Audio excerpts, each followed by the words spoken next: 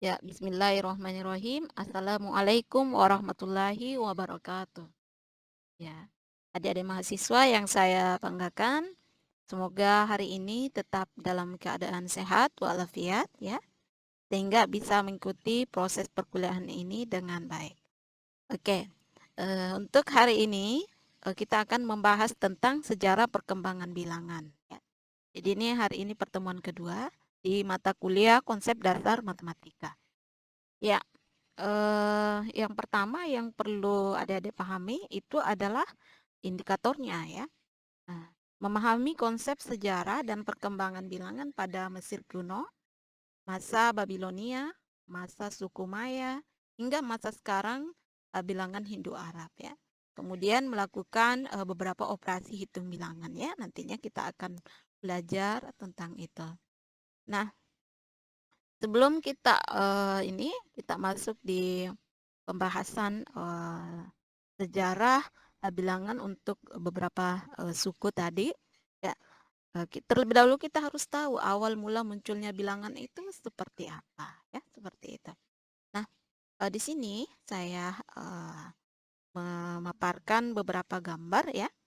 Ya, jadi gambar ini mungkin bisa menjadi wakil bahwa sejarah munculnya bilangan itu dari sini ya. Nah, sebenarnya eh, munculnya bilangan itu digunakan hanya untuk pertama-tama itu digunakan hanya untuk mengingat jumlah ya. Jadi mengingat jumlah bahan pokok makanan yang digunakan oleh masyarakat primitif ya. Jadi pada zaman purbakala dahulu kala itu ada beberapa bangsa yang bertempat tinggal di sepanjang aliran sungai-sungai besar ya. Termasuk ini ya, bangsa Mesir ya, Babilonia Hindu, bangsa Maya, Yunani kuno dan Romawi ya. Termasuk ini. Bahkan ada beberapa bangsa lagi yang mungkin dalam sejarah itu tidak bisa disebutkan ya. Jadi banyak ya. Nah, banyak bangsa yang bermukim di sepanjang aliran sungai besar, termasuk bangsa Mesir itu di sepanjang sungai Nil ya. Ya, jadi mereka itu eh, apa namanya? Mereka itu menggunakan awal mula bilangan itu sebagai untuk mengingat jumlah ya sebenarnya. Untuk mengingat jumlah makanan ya yang mereka butuhkan dalam kehidupan sehari-hari. Kemudian tidak cuman itu, ternyata dengan perkembangan yang ada, ya, perkembangan zaman, bilangan itu mereka kemudian gunakan untuk menghitung, ya. Mereka kemudian gunakan untuk menghitung banyaknya hewan ternak yang mereka pelihara. Kemudian mereka juga gunakan untuk mengukur luas sawahnya dan juga untuk berkomunikasi dengan sesamanya, ya. Jadi konsep dasarnya seperti itu. Jadi bilangan itu awal mula munculnya itu karena mereka gunakan untuk memenuhi apa? Untuk memenuhi kebutuhan hidup sehari-hari mereka ya. Jadi mereka bisa perkirakan oh sekian jumlahnya ya. Nah, namun dengan simbol-simbol yang berdasarkan eh, bangsa itu sendiri ya. Jadi tidak sama simbolnya. Misalkan bangsa Mesir, Babilonia itu satu simbol tidak berbeda ya. Kalau bangsa Mesir mungkin nanti ya kita bahas ya. Jadi seperti itu awal munculnya bilangan itu digunakan oleh masyarakat primitif yang bermukim di sepanjang aliran sungai untuk mengingat jumlah bahan pokok mereka dalam memenuhi kehidupan sehari-hari. Ya, nah seperti itu. Nah, di sini kemudian kita akan bahas juga apa itu bilangan. Nah, di sini banyak yang salah paham bahwa bilangan angka dan nomor itu sama ya. Nah, itu sebenarnya berbeda ya. Satu hal yang sangat-sangat berbeda. Kenapa? Nah, kita bahas di sini. Nah, bilangan itu adalah suatu konsep matematika yang digunakan untuk pencacahan dan pengukuran ya. Sedangkan angka itu adalah simbol atau digit ya, digit yang digunakan untuk mewakili suatu nilai bilangan. Nah, jadi angka itu simbol ya untuk mewakili suatu bilangan. Nah, misalkan saya mengatakan bahwa bilangan 6 ya. Bilangan 6 itu saya baru mengucapkan kan, belum ada simbol. Nah, simbol dari bilangan 6 saya baru eh, bisa mengatakan bahwa bilangan 6 itu adalah ini setelah ada namanya angka 6. Jadi angka 6 ini adalah simbol daripada bilangan 6 ya, seperti itu. Nah, kemudian kita lanjut lagi. Nah, nomor. Nomor itu adalah angka yang menyatakan suatu urutan ya. Jadi ini nomor ya. Jadi bedakan angka dan nomor. Kalau nomor itu yang menyatakan satu urutan, misalkan nomor HP. Ya, nomor HP itu kan terdiri dari beberapa urutan angka ya. Kita tidak pernah mengatakan bahwa angka HP atau angka sepatu ya. Nomor sepatu tentunya ya. Kalau nomor sepatu itu kan mulai dari 35 ya. Ukuran untuk ukuran orang tua atau orang dewasa 35 sampai 43 ya kalau tidak salah. Ya. Jadi ini namanya nomor ya. Ini namanya nomor ya, nomor sepatu. Bukan angka ya, kalau bukan angka. Nah, jadi bedakan antara nomor dengan angka. Jadi kalau misalkan nomor rumah itu kan misalkan 196 ya. Nah, bukan angka rumah ya. Nah, nomor itu terdiri dari beberapa angka ya atau beberapa simbol ya seperti itu. Jadi bedakan bilangan, angka, dan nomor ya seperti itu. Nah, selanjutnya kita masuk di yang pertama sistem bilangan Babilonia. Nah, di sini saya ingin bercerita sedikit awal mula munculnya bilangan Babilonia ya. Bilangan Babilonia itu dikembangkan oleh bangsa Mesopotamia ya.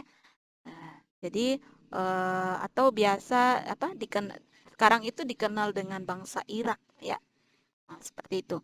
Kemudian lebih dari 400 apa lempengan tanah liat ditemukan sebagai sumber sejarah bangsa Babilonia yang ada sejak tahun 1850-an.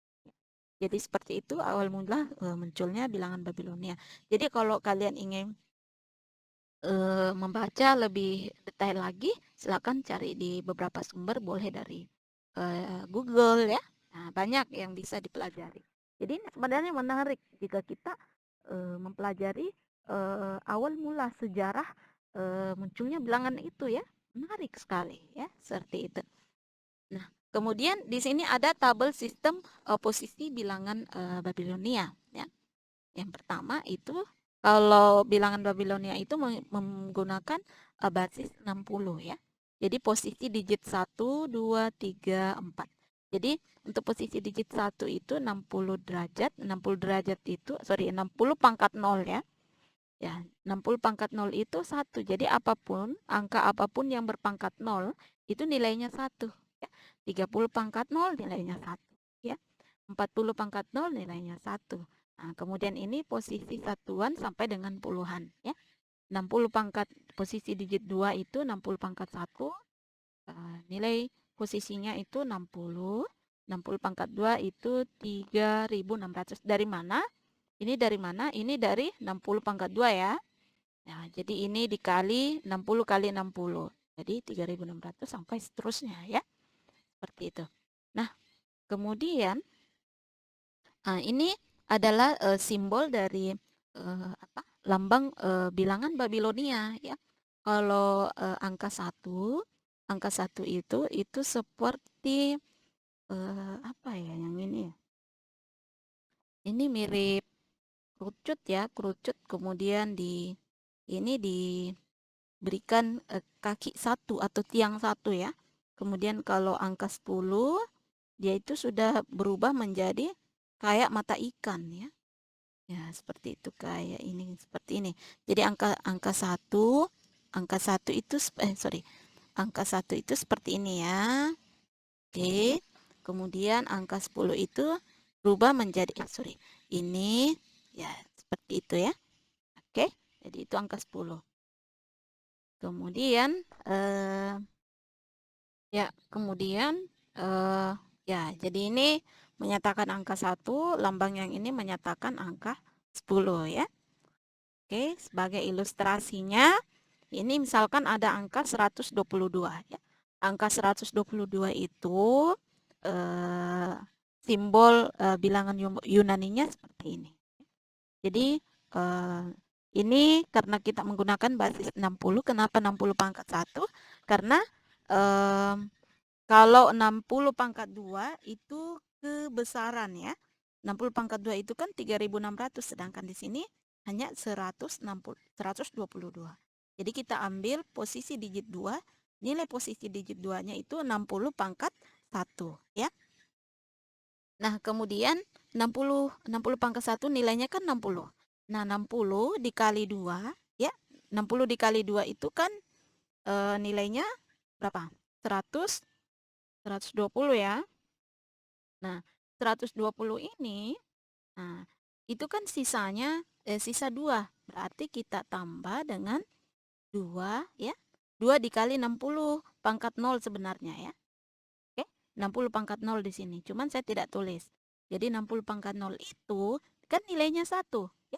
Jadi sehingga nah di sini 120 ya, 120 itu ditambah dengan 2 ya.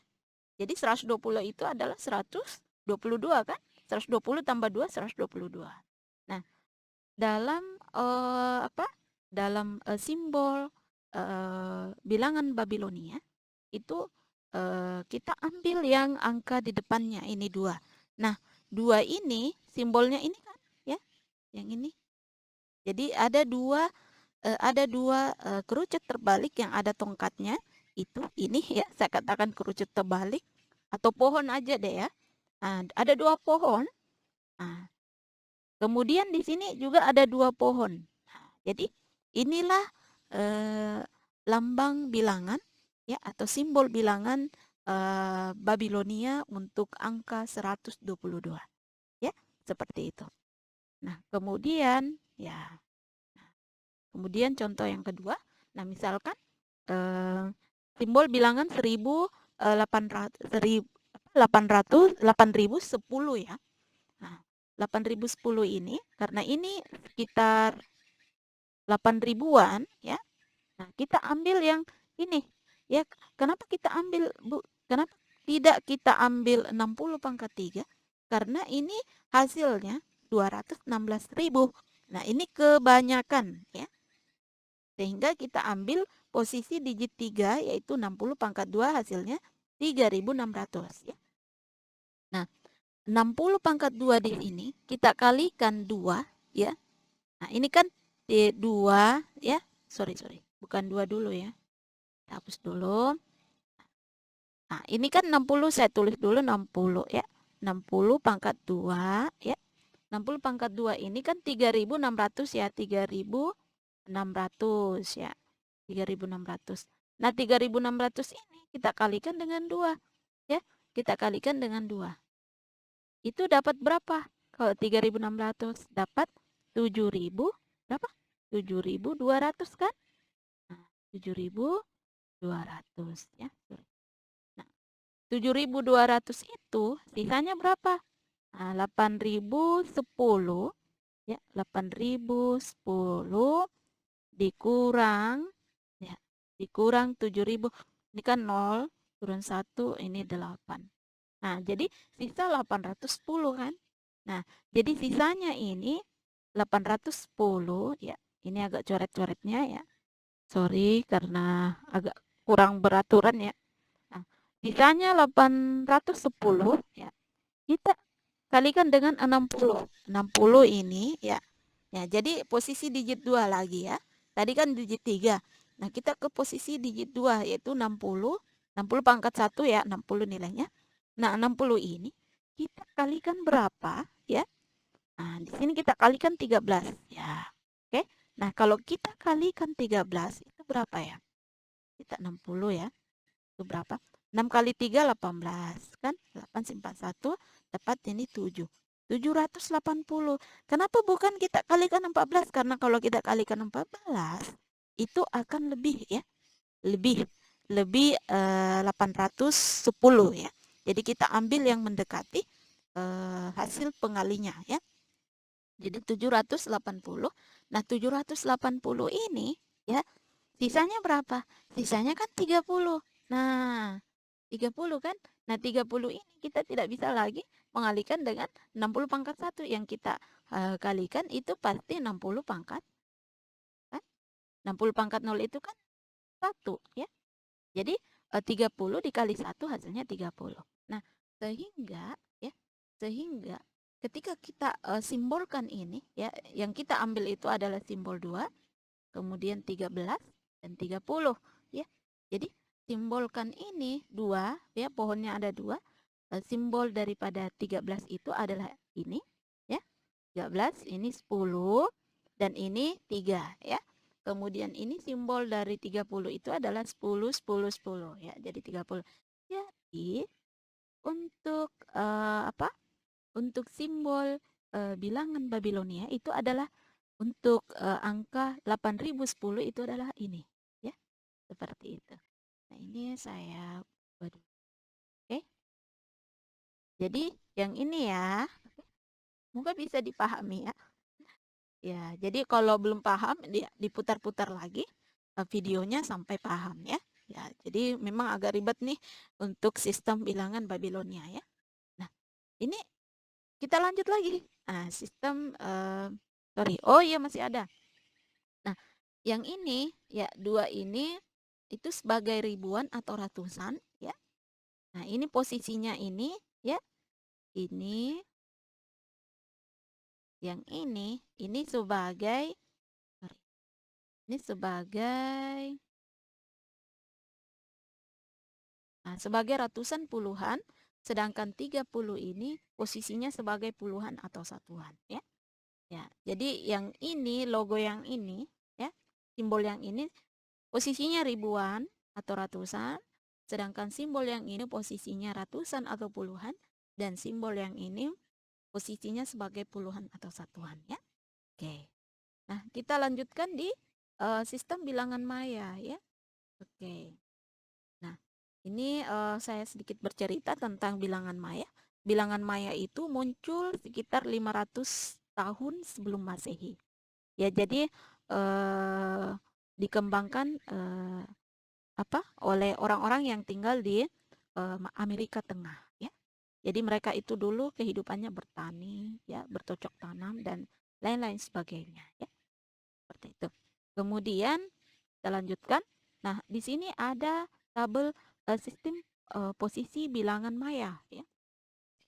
Jadi posisi digitnya ya. Jadi bilangan maya itu menggunakan basis 20 ya dalam perhitungannya. Jadi di sini untuk posisi 1 20 pangkat 0 itu 1. Kemudian posisi digit 2 itu ada 20 pangkat 1, posisi digit 3 20 pangkat 2, kemudian posisi digit 4 itu 20 pangkat 3 ya. Nah, ini 18 kali 20 pangkat 1 itu hasilnya 360. Kemudian 18 dikali 20 pangkat 2, 20 pangkat 2 itu 20 kali 18 hasilnya 7.200 ya. Seperti itu dan seterusnya. Nah, ini posisinya ya, seperti itu. Kemudian nah, ini adalah apa? Logo atau simbol bilangan suku Maya ya. Nah, jadi dia itu sebenarnya istimewa angka nolnya ya. Karena angka nolnya ini itu mirip sebuah wadah ya. Nah, kemudian untuk sistem bilangan Maya itu ini agak mudah penulisannya ketimbang tadi bilangan Babilonia ya. Angka satunya cuma titik, kemudian angka 5-nya itu garis mendatar ya. Kemudian angka 6 itu garis mendatar titik ya. Kemudian angka 20 itu ya. Dan ini kayak loyang ya, angka 0 ya. Kemudian kalau 19 itu ada 3 garis mendatar dan 4 titik di atas ya. Jadi seperti itu. Kemudian apalagi? Nah, misalkan kita ilustrasikan ya. ilustrasikan 43.000, angka 43.487 itu kita akan tulis dalam bentuk simbol suku Maya ya. Ya. Jadi di sini kita ambil posisi digit 3 ya. Kenapa kita ambil posisi digit 3? Karena sama tadi alasannya, kalau kita ambil posisi digit 4 itu kebanyakan. Nah, ini kan nilainya 144.000. Nah, di sini cuman 43.000. Nah, ini kan kebanyakan ya, posisi digit 4-nya. Nah, kita ambil posisi digit 2 yaitu 7.200 ya. Jadi 18 kali 20 pangkat 2 itu 7.200. Nah, 7.200 ini ya. Nah, ini kan di sini saya sudah menulis 7.200 ini dikali dengan 6 ya. Kita kalikan dengan 6. Kenapa dikalikan 6? Karena ini angka ya. Jadi karena angka ini ya, sorry. Ya. Karena angka 6 ini, nah ini yang mendekati pengalinya dengan 43.487. Kenapa tidak dikalikan 7? Karena ini kalau kita kalikan 7 kali 7.200 itu akan melebihi angka ini. Atau kita kalikan dengan 5. Nah, kalau kita kalikan dengan 5 itu jauh jaraknya antara 43.000 ya. Jadi angka yang pas di sini adalah 6 ya, seperti itu. Nah, kemudian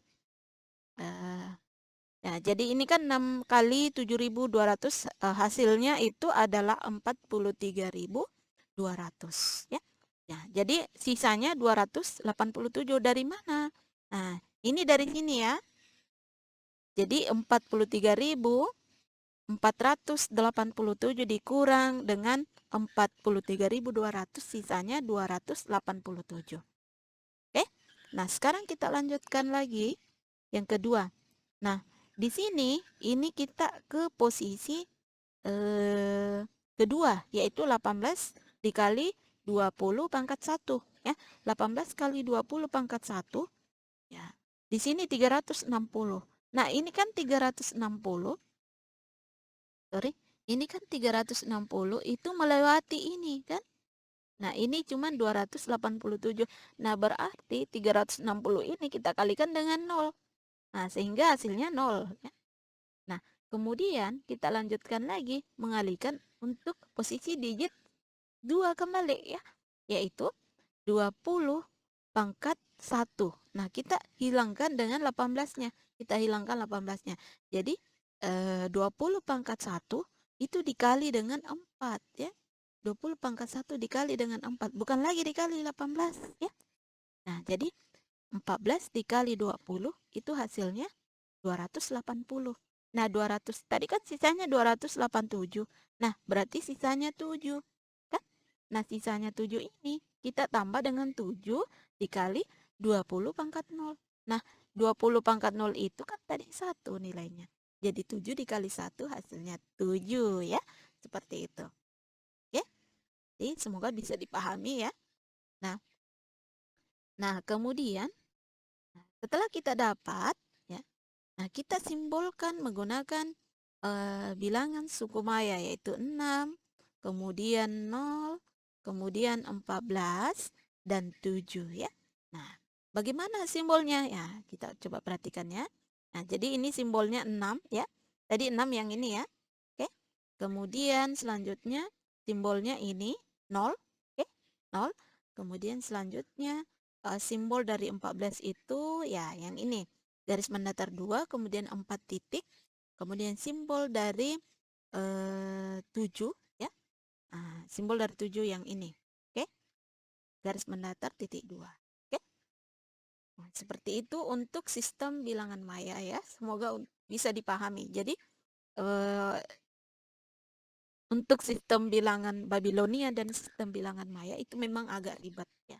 Nah, kita sekarang ke sistem bilangan hieroglif ya. Sistem bilangan hieroglif ini saya menceritakan sedikit.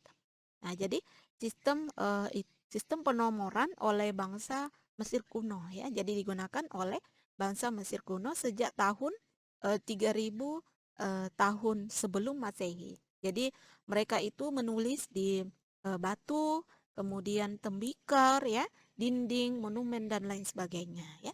Seperti itu. Nah, seperti inilah desimal Mesir. Jadi seperti ini simbolnya ya.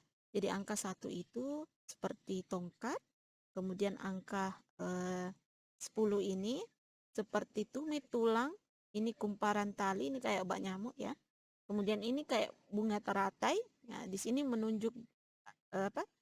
Menunjuk jari ya. Ini kayak kecebong ini. Ini seperti pria ya atau patung ini ya. Oke. Selanjutnya, selanjutnya ini ilustrasinya seperti ini. Jadi misalkan 1200 kita ingin menulis dalam bentuk bilangan hieroglif ya. Jadi ini agak mudah ketimbang yang tadi. Jadi ini 1200. Nah, 1000 dalam sistem bilangan 1200 dalam sistem hieroglif itu tidak langsung kita tulis 1200 ya. Kita harus memisahkan karena angka yang ada cuma 1000 ya. Jadi kita pisah 1000. Oke? Kita pisah 1000 kemudian ditambah 200 karena 200 itu ketika kita tuliskan maka 200 itu akan dikelompokkan menjadi dua simbol bernilai 100 ya. Yaitu seperti ini ya. Gimana ya? Oke. Jadi ini ada dua seperti itu ya.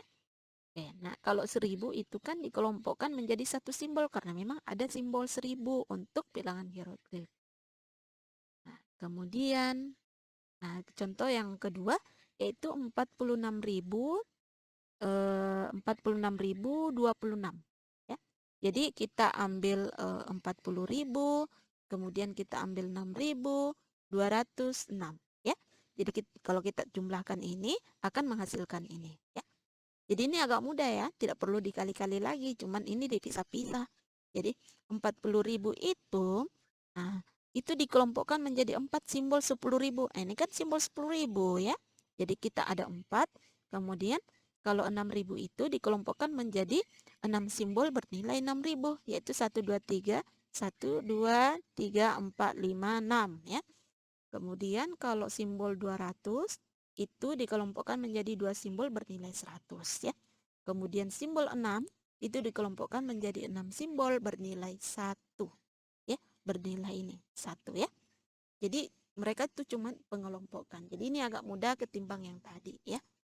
Oke, kita lanjutkan lagi. Sistem bilangan Romawi ya. Nah, kalau ini saya rasa kalian pasti sudah mengenal sistem bilangan Romawi ya.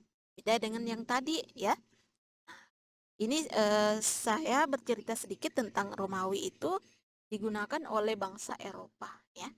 Itu sejak 500 tahun sebelum Masehi. Nah, ini simbol-simbol bilangan Romawi. Saya rasa simbol-simbol seperti ini itu tidak asing lagi buat adik-adik semua ya. Oke?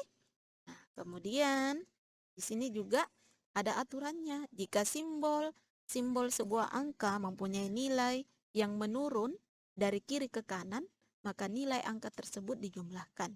Ya.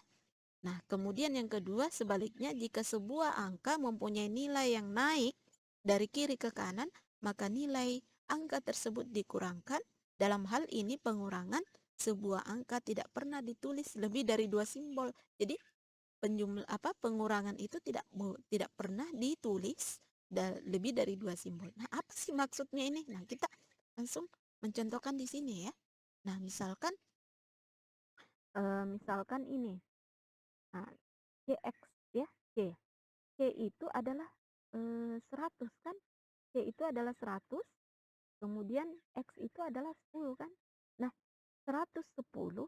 Nah, ini kan menurun dari kiri ke kanan, dari 100 menjadi 10. Nah, kalau menurun, tadi maksudnya menurun dari kiri ke kanan itu menurun, itu berarti maksudnya dijumlahkan, ya. Nah, ngerti enggak? Jadi hasilnya 110. Jadi lambang Romawi ini hasil nilainya 110, ya. Jadi seperti itu. Oke. Nah, kemudian selanjutnya bilangan Romawi yang ini ya. Bilangan Romawi ini. Nah, ini 1 dengan X ya. Oke. Nah, ini satu ini, ya, sorry. Ini kan satu, ya. Satu, satu ya, ini satu.